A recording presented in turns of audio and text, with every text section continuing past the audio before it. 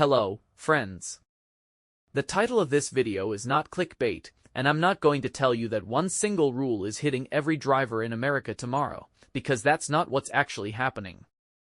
What is actually happening is more specific, more real, and arguably more important. Several states along I-95 have quietly activated new fines and enforcement rules in the last few weeks, and depending on where you drive, one of them may already apply to you. Stay with me until the end, because by the time this video is over, you'll know exactly which states changed what, and the one mistake that's already cost thousands of drivers real money.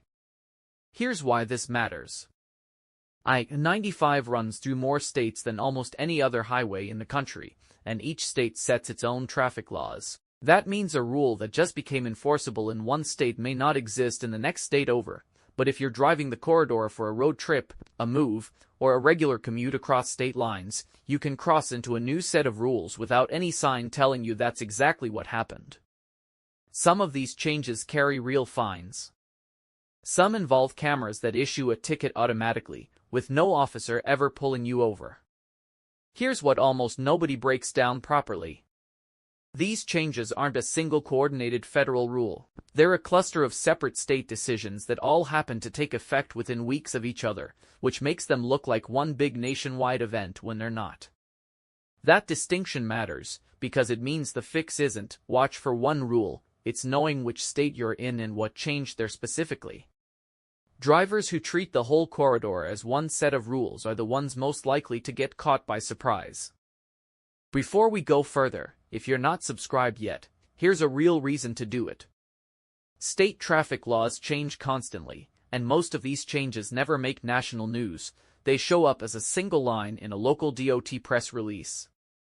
If you're subscribed with the bell on, you hear about it before you drive through it. Hit subscribe, and let's go state by state.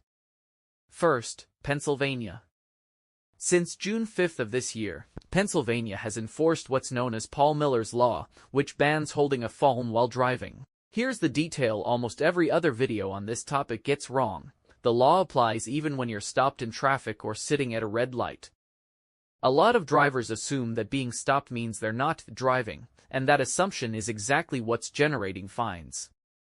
The penalty is $50 plus court costs, and because it's framed as a primary offense, an officer can pull you over for this specifically, without needing another reason. The action step: if your phone use requires holding the device at all, even briefly, even stopped, switch to a hands-free mount or voice command before you drive through Pennsylvania.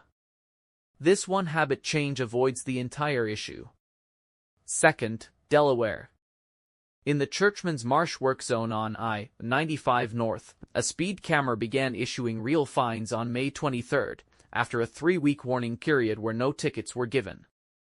Here's what makes this one different from a normal speeding ticket. It's a civil penalty, not a moving violation, so it doesn't add points to your license, but it does add up. The fine structure is $20 as a base penalty, plus $1 for every mile per hour over the 55 mile per hour work zone limit. Get caught going 11 miles per hour over, and you're already past the threshold where the ticket gets issued at all. Here's the number that should make you pay attention. In the first 3 days the camera was active, more than 10,000 vehicles were caught going 11 or more miles per hour over the limit, and 39 of those drivers were going over 100 miles per hour, with the fastest clocked at 139. The action step: this work zone is expected to remain active well into next year as part of a longer bridge project, so if you regularly drive I-95 through Delaware, treat the posted 55 limit in that stretch as fixed, not as a suggestion, for the foreseeable future. Third, Virginia and Rhode Island.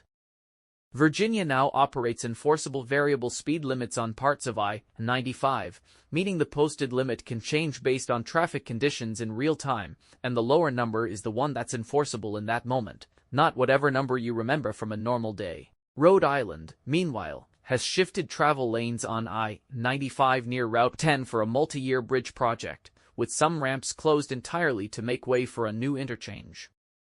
Neither of these is a fine you can avoid with one simple habit. They're about paying attention to signage you might not be expecting, especially if you've driven this stretch before and assume it looks the same as last time. The action step: if you're driving through either state, don't rely on memory from a previous trip. Check current state DOT alerts for the specific stretch you're driving before you go, especially around construction zones. Here's why this is worth paying attention to now instead of after the fact. None of these are rules you can argue your way out of after the ticket arrives. The Pennsylvania law doesn't care that you were stopped. The Delaware camera doesn't care that you didn't see an officer. A variable speed limit doesn't care that the number used to be higher last time you drove through. These systems are designed to apply automatically and consistently, which is exactly why "I didn't know" doesn't hold up as a defense.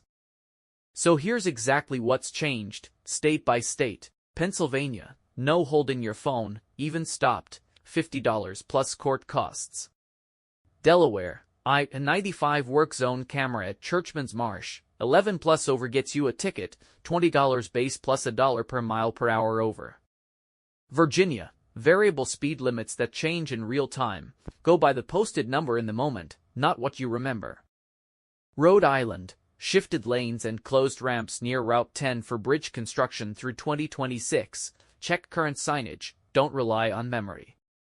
A quick, important note. This video summarizes publicly reported state transportation department announcements and local news coverage as of mid-2026. It is not legal advice, and traffic laws and enforcement details can change or vary by specific location within a state. Always check your state's official Department of Transportation website for the most current information before you drive. That's everything for today.